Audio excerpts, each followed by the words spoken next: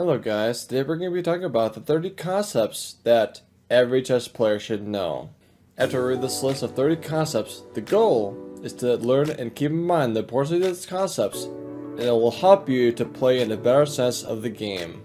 So the first concept is around the saying, loose pieces drop off, which actually means that if you have an underdefended piece, it'll be really eligible to be taken for free out of nowhere. So the goal is to make sure that every piece you have is defended and not be loose and basically meant for being captured really easily. Avoid making pawn weaknesses. There's a very big variety of types of pawn weaknesses you can create. You can have double pawns, you can have isolated pawns, you can have backwards pawns, you can have double isolated pawns, which is really the worst.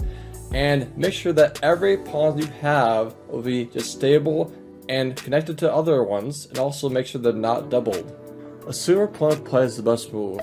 So a lot of players wrongfully assume sometimes that an opponent will play a suboptimal move and allow you to have your plans be executed undisturbed. But actually, your opponents should be assumed to play the best defenses, the best offenses, and see all the tactics.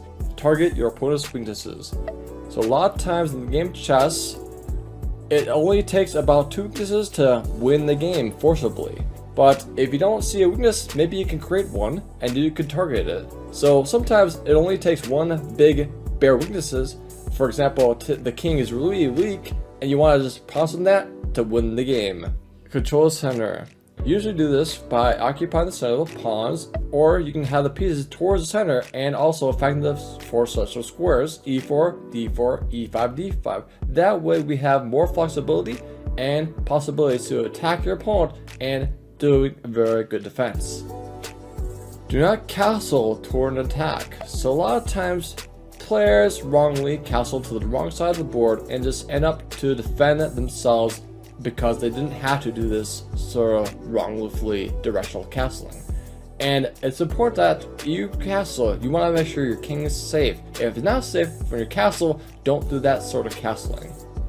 Look at forcing moves. So it comes in hand with tactics training that you want to look for checks, captures, and threats. It also forcing moves that your opponent just limits the options for them, makes it easier to calculate any lines that you want to do for yourself.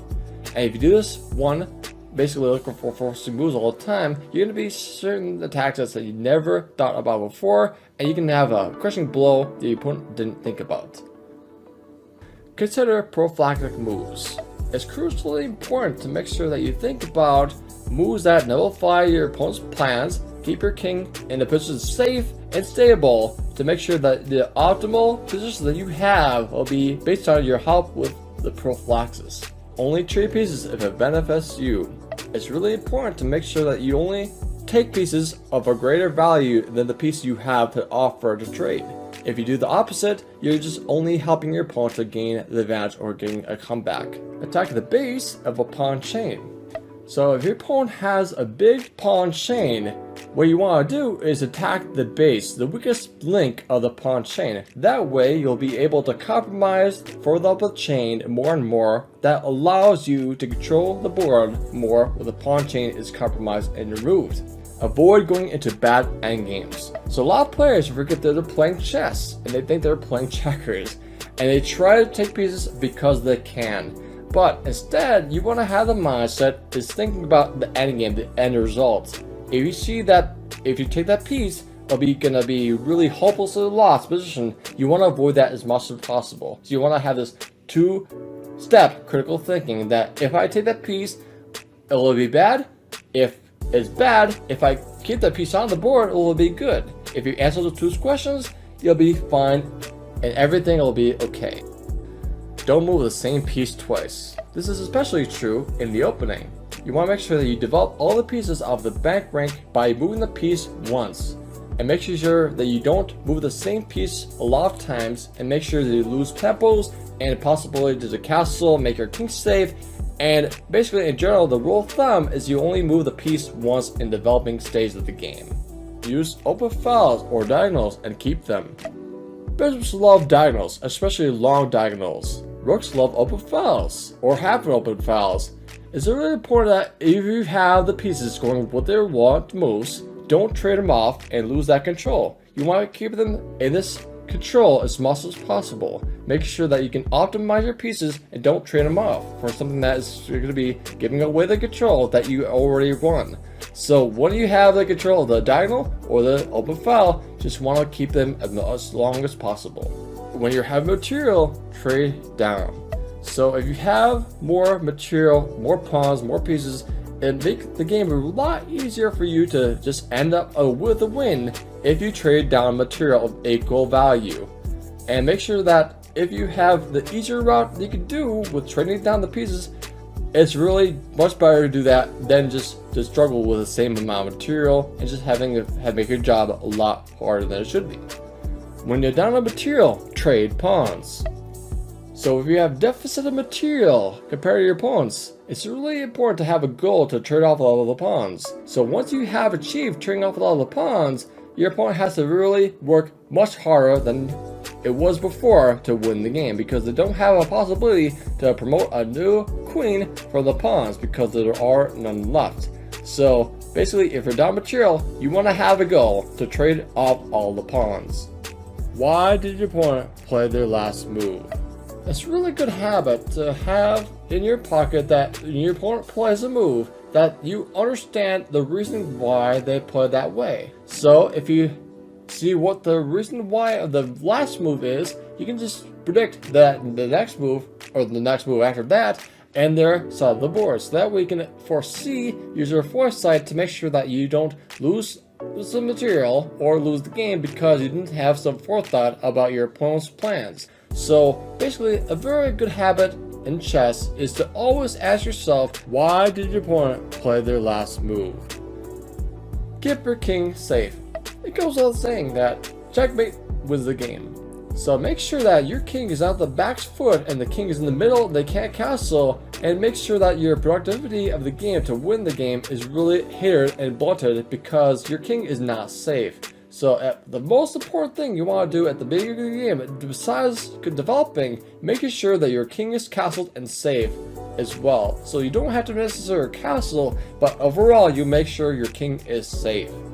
Make sure your back rank is safe.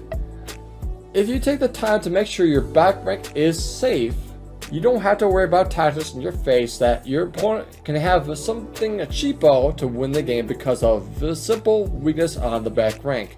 So simple moves like Prophylactic on the moving a pawn up the board, make sure that there's no weaknesses on the back rank at all. Make sure that there's no worry about that to lose the game all of a sudden. So if you see your opponent has a weak back rank, make sure you can have the tactics you can do to just win the game by just exposing their back rank, but for yourself, make sure that your back rank is safe. Having a bad plan is better than no plan at all.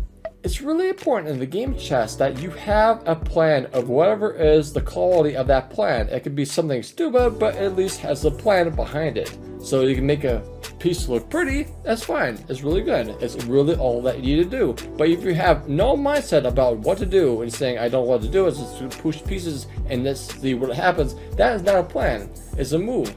You want to not just rely on just pretty moves. You want to have some pretty plans. You want to make pieces look pretty. Don't move your queen out too early. So there's some openings that allow you queen to move out early, but in general rule, it's really good to have your other pieces develop and not having your queen be exposed and not allowing your opponent to be helping all the tempos that you win by you attacking your queen. So nothing else besides a queen trade basically is a good enough trade. But in general, make sure you don't bring your queen out too early. Do not make too many pawn moves. In the game of chess, you want to develop your pieces. Basically, pieces are more than pawns. The pawns are just the foot soldiers to make sure you have a structure defined, and also make sure that you don't work to attack or develop and also protect your king. But if you do too many pawn pushes, you lack your ability to have your pieces, the bishops, knights, rooks, and queens, to be out and about. And that lack of development will be just hurting you in long term, maybe making weaknesses and also making your king exposed. So make sure, as a general rule, don't make too many pawn pushes. Avoid making holes with pawn pushes. A lot of times players like to advance their pawns just because of having more space, quote unquote. But you forget that pawns cannot move backwards. So when the pawns move forward, they leave a control of 2 squares that they were defending before, but no longer defending now with a pawn push. So make sure that with every pawn push, you don't leave holes behind for your opponent to capitalize and occupy, so the advantage is for the win the game. Trade pieces regarding the space you have.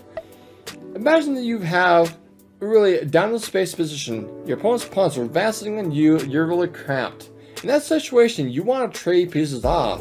So that only helps you to just have less problems to worry about piece-wise. So that way, if you just trade your passive piece for his active piece, it only helps you in the end of the day. So at the flip side, if you're ahead of space, you have more space, and your opponent is cramped, you don't want to trade pieces with him because it only helps him for getting uncrapped and less problem to worry about. So the more problems you can put on your opponent, the more possibilities to have them crack and win the game for you. A wing attack is best met by a central attack. If your opponent is a beginner, likes to do an H-pawn push just to try to checkmate your king, it's best met by, if it's possible, to just meet him with this attack at the center, to dominate the center. If you do that, all the possibilities of attacking and defending will be just more fluid and more flexible, and the possibilities are really endless. So wing attack is only a one-trick pony, but if you just basically dominate the center and the capability to attack your opponent and also defend yourself in the process. Passed pawns must be pushed. So especially in endgames, if you have a passed pawn, you want to make sure that you see the potential about exponential threats with the pawns progressing off the board. So the more closer it is to promotion, the opposite side of the board, the more your opponent will be sweating bullets. If you don't know what to do, improve your worst piece. A lot of times players don't know what to do if you have a closed position and you don't have an attack or a concrete plan. There's a simple way and the antidote to just cure this amnesia what to do. But what you do is you want to just improve your worst piece. The more you do this, the more one at a time you improve your worst pieces, magically, I promise you, that magically you're going to have a plan to come out of nowhere. So that way, all the pieces are really good, that there has to be something that you can do with those pieces that are really much better than were before. Center pawns are more than flank pawns. If you notice that at the beginning of the game, most people play with their E-pawn and D-pawns because they're more valuable to control the center, whereas the H-pawns or the A-pawns are really far away from the action in the center. Basically, there's no way to affect the center with those pawns, once there's a lot of exchanges. But basically what I'm trying to say is that if you control the center with the pieces in the middle, basically the pawns in the middle, if you have more of them, you have more chances to control the center, basically structural wise and also attacking wise. Have your pawns capture toward the center. In general, you want to have your pawns increase in value by capturing toward the center. If you have 2 pawns to choose from, capture away from the center or capture towards the center, you want to capture toward the center because they increase in value as they progress to the center. Avoid putting your knight on the rim. It basically means that if you have a knight on the rim or the edge of the board, they have 4 legal moves, which is really bad because versus centralized knights, let's say f3, c3, c6, or f6, they have 8 possible moves they can go to, possibly. So double lap that of the rim. So if you have to have a knight on the rim, you want to have a plan to return this knight toward the center. That way the potential of the knight will be maximized as much as possible. Always create active pieces. So when we talk about value of each individual piece, it's basically measured by how many squares they control, the flexibility of that piece, the amount of tactics that can be created by that activity, and also the amount of problems we create for the opponent. So the more pieces we create that are active, the more chances we have to win the game or just find a weakness tactic. So overall, if you create much more active pieces every move, the more possibilities, tactics, or just basically possibilities for winning will be created as well. Hey, check this video out to make sure that you get more important information to bring your chess to the next level.